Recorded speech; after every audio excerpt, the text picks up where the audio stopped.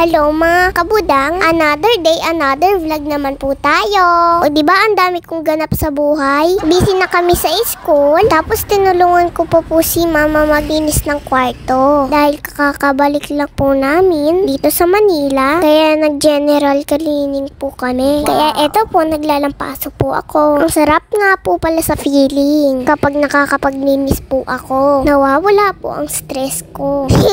Alam niyo naman, stress ako naman nakaaraan na araw. Kasi wala dito si Papa, namimiss ko na siya. Ito nga po, binili po ako ni Mama ng electric cleaning brush. Kasi ayaw niya po ako paggamitin ng brush na maliit. Sasakit po daw ang kamay ko. Saka maluluto po yung kamay ko sa may sabon. O diba ang galing po nito? Napapadali po ang buhay namin sa paglilinis. Ang dali-dali po gamitin at sure mawawala at mabubura din po ang matinding sumpa sa pader niya.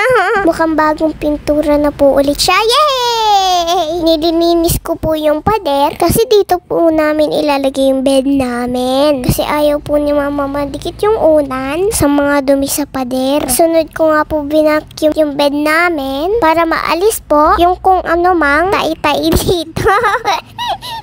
Kasi malay mo may tain ng ipis. Nilinis ko nga din po yung aircon para mukhang aircon naman siya. Hindi lang mukha siyang display. Luma na nga. Lalo pa naging mukhang luma dahil sa dumi. Ito nga po yung bagong na-discover ni Mama na pang-spray. Ang sobrang ganda po nito gamitin. Maalis po talaga yung mga nakakapit na dumi. Hindi po siya masakit sa ilong kaya pinayagan po ako ni Mama maglinis kahit ini-spray po namin ito. Mabango pa nga po siya. Ilalagay po ni Mama yung link sa baba. Kung gusto nyo po itry, baka makatulong po sa mga masisipag na mama.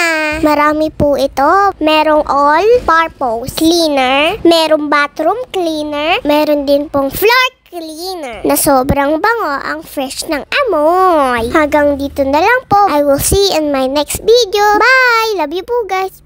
Mwah!